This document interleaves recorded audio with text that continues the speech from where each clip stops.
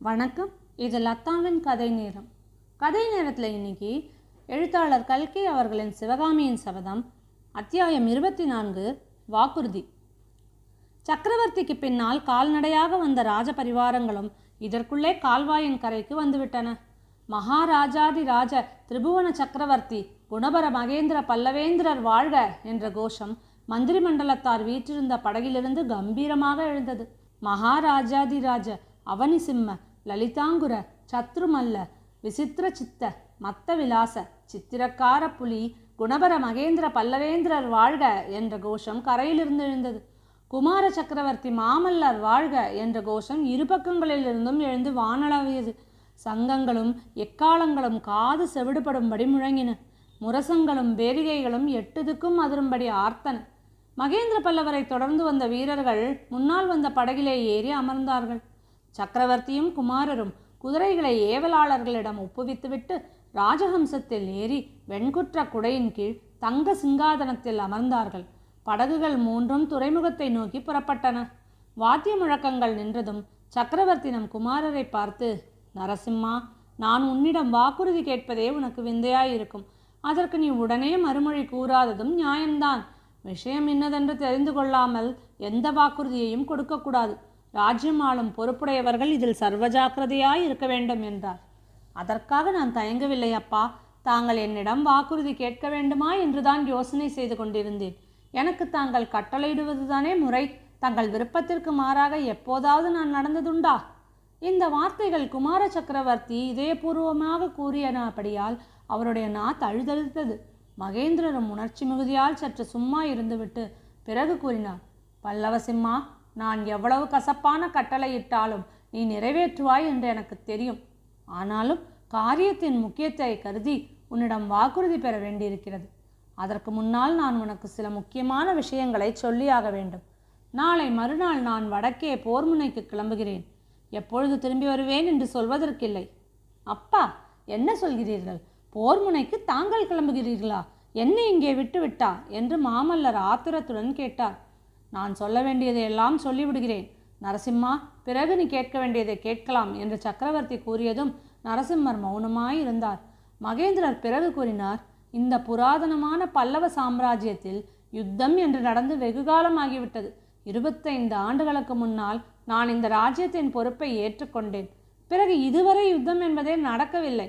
என் தந்தை சிம்மவிஷ்ணு மகாராஜாவின் காலத்திலும் பெரிய யுத்தம் நடந்தது கிடையாது. அவருடைய ஆட்சியின் ஆரம்பத்தில் சோழ நாட்டுக்கும் பாண்டிய நாட்டிற்கும் நடுவில் புல்லுருவியைப் போல கிளம்பியிருந்த களப்பாளர் வம்சத்தை நிர்மூலம் செய்து உறையூர் சிம்மாசனத்தில் சோழ வம்சத்தை நிலைநாட்டினார். அதன் பிறகு பல்லவ சைன்யங்களுக்கு வேலையே இருக்கவில்லை. இப்பொழுதுதான் முதலாக என் காலத்தில் யுத்தம் வந்திருக்கிறது. இதை என் இஷ்டப்படி நடத்துவதற்கு மந்திரி மண்டலத்தாரின் அனுமதி கோரப்போகிறேன். அதற்கு நீயும் அனுமதி கொடுக்க வேண்டும். இந்த யுத்தத்தில் வெற்றியோ தோல்வியோ எது நடந்தாலும் என் தலையோடு போகட்டும். உனக்கு அதில் பங்கு வேண்டியதில்லை. இத்தனை நேரம் பொறுமையுடன் இருந்த நரசிம்மர் இப்போது குறுக்கிட்டு, அப்பா, தோல்வி என்ற வார்த்தையை ஏன் சொல்கிறீர்கள்? யுத்தத்தில் நாம் அடையக்கூடியது வெற்றி அல்லது வீரமரணம்தானே. இதில் எனக்கு பங்கு எப்படி இல்லாமற் போகும் என்று கேட்டார். வீர பல்லவ குலத்துக்கு உகந்த வார்த்தைகளை கூறினாய் நரசிம்மா. வெற்றி அல்லது வீரமரணம்தான் நம் குலதர்மம். ஆனால் வீரமரணத்தை நாம் 2 பேரும் சேர்ந்தாற்போல் தேடி அடைய வேண்டியதில்லை. ஒருவர் செய்த தவறுகளை திருத்த இன்னொருவர் உயிர் வாழ வேண்டுமல்லவா? ஒருவருக்காக பழிவாங்குவதற்கு இன்னொருவர் இருக்க வேண்டுமல்லவா? அப்பா, போர் முனையிலிருந்து ஏதோ ரொம்பவும் கெடுதலான செய்தி வந்திருக்கிறது. அதனால்தான் இப்படியெல்லாம் தாங்கள் பேசுகிறீர்கள். ஆம் குழந்தாய், கெடுதலான செய்திதான் வந்திருக்கிறது. கங்கப்பாடி படை புலிகேசிக்கு பணிந்து விட்டது நரசிம்மா. வாதாபி சைன்யம் வடபண்ணையை நோக்கி விரைந்து முன்னேறி வந்து கொண்டிருக்கிறது. இவ்வளவுதானே அப்பா? தொடை நடுங்கிய துர்விநீதனிடம் நாம் அதை எதிர்பார்க்கக்கூடியதுதான். அதனால் என்ன? வடபெண்ணை கரையில் நமது வடக்கு மண்டலத்து சைன்யம் அணிவகுத்து நிற்கிறதல்லவா? வேங்கியிலிருந்து என் மாமன் பெரும்படையுடன் கிளம்பி வருகிறார் அல்லவா? நரசிம்மா, வேங்கி சைன்யம் நம்ம உதவிக்கு வராது. புலிகேசியின் சகோதரன் விஷ்ணுவர்தனன் இன்னொரு பெரும்படையுடன் வேங்கியை நோக்கி போய்கொண்டிருக்கிறானாம். ஆஹா, வாதாபி சைன்யம் அவ்வளவு பெரியதா? நாம் மட்டும் ஏன் என்று மாமல்லர் ஆரம்பித்து இடையில் நிறுத்திய போது அவரது குரலில் ஏமாற்றம் தொனித்தது. அது என் தவறுதான் நரசிம்மா. என் வாழ்நாளில் இப்படிப்பட்ட ஒரு யுத்தம் வரும் என்று நான் எதிர்பார்க்கவில்லை. போர்க்கலையில் கவனம் செலுத்த வேண்டிய காலத்தையெல்லாம் ஆடலிலும் பாடலிலும் சிற்பத்திலும் சித்திரத்திலும் கழித்து விட்டேன். அதனால் என்ன அப்பா? சற்று முன்னால் ஆயனர் சொன்னாரே, உலகத்தில் எத்தனையோ சக்கரவர்த்திகள் இருந்தார்கள், மறைந்தார்கள். அவர்களுடைய பெயர்களை கூட உலகம் மறந்து போய்விட்டது. ஆனால் தங்களுடைய பெயரை என்றென்றைக்கும் உலகம் மறக்க முடியாது. ஆயினும் இந்த யுத்தத்தில் நாம் ஜெயிக்காமல் போனால் மாமல்லபுரத்து மகத்தான சிற்பங்கள் எல்லாம் என்றைக்கும் நமது அவமானத்திற்கே சின்னங்களாக விளங்கும். ஒரு நாளும் இல்லை. யுத்தத்தில் தோல்வியடைந்து உயிரையும் வைத்து கொண்டிருந்தால் அல்லவா தங்கள் சொல்கிறபடி ஏற்படும்? போர்க்களத்தில் புறங்காட்டி ஓடி ஒளிந்து கொள்கிறவர்களை அல்லவா உலகம் பழித்து நிந்திக்கும்.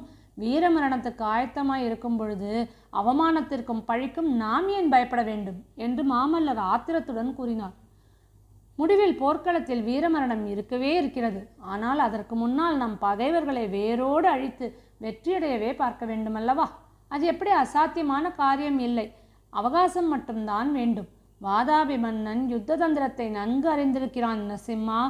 ஆனாலும் முடிவில் அவனை முறியடித்து நாம் வெற்றி மாலை சூடுவோம். சந்தேகமே இல்லை. இதற்கு உன்னுடைய பூரண உதவி எனக்கு வேண்டும். நான் சொல்வது உனக்கு பிடித்தாலும் பிடிக்காவிட்டாலும் அதன்படி நடக்க வேண்டும். நரசிம்மர் மிக்க உணர்ச்சியோடு உருக்கத்தோடும் தழுதழுத்த குரலில், அப்பா, என்னிடம் தாங்கள் உதவி கோர வேண்டுமா? தாங்கள் என் அன்புக்குரிய அருமை தந்தை மட்டுமல்ல, என் உடல் பொருள் ஆவிக்கு உரிமையுடைய அரசர். எனக்கு எப்பேற்பட்ட கட்டளையும் விடுவதற்கு அதிகாரம் உள்ள பல்லவ சாம்ராஜ்யத்தின் பிரதம சேனாதிபதி. எவ்வளவு கசப்பான கட்டளை வேண்டுமானாலும் விடுங்கள், நிறைவேற்ற காத்திருக்கிறேன் என்றார். மகேந்திரர் சற்று மௌனமாய் இருந்தார். அப்பொழுது கீழ்த்திசையில் சிறிது தூரத்தில் கடற்கரை துறைமுகத்தின் காட்சி தென்பட்டது. கப்பல்களின் மேல் கம்பீரமாக பறந்த ரிஷபக்கொடிகள் வானத்தை மறைத்தன. சற்று தென்புறத்தில் நெடுந்தூரம் பரவி நின்ற மாமல்லபுரத்து குன்றுகள் காட்சியளித்தன.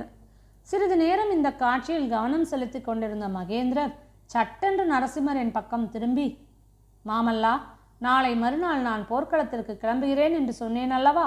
போர்க்களத்திலிருந்து திரும்பி வந்து இந்த மாமல்லபுரத்தில் நாம் ஆரம்பித்த சிற்ப வேலை பூர்த்தியாவதை காண்பேன் என்ற நம்பிக்கை எனக்கு இருக்கிறது. நரசிம்மர் மௌனமாய் இருக்கவே மகேந்திரர் மேலும் கூறினார், அப்படி ஒருவேளை நான் திரும்பி வராவிட்டால் இந்த சிற்பப்பணியை நீதான் தொடர்ந்து நடத்தி பூர்த்தி செய்ய வேண்டும். இந்த வாக்குறுதியை தானா என்னிடம் கோரினீர்கள் என்று மாமல்லர் வெடுக்கென்று கேட்டபொழுது அவருடைய குரலில் ஆத்திரமும் வெறுப்பும் தொனித்தன. இல்லை, இதை கேட்கவில்லை. நான் ஒருவேளை போர்க்களத்திலிருந்து திரும்பி வராவிட்டால் எனக்காக நீ பழிக்கு பழி வாங்க வேண்டும்.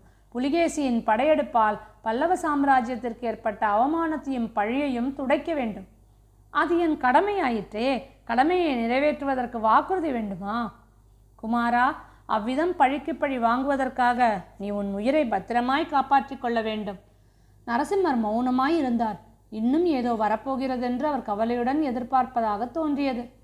குழந்தாய், சென்ற 500 ஆண்டு காலமாக வாழையடி வாழையாக இருக்கும் இந்த பல்லவகுலம் இனியும் நீடிப்பது உன் ஒருவனையே பொறுத்திருக்கிறது. உன்னிடம் நான் கேட்கும் வாக்குறுதி இதுதான்.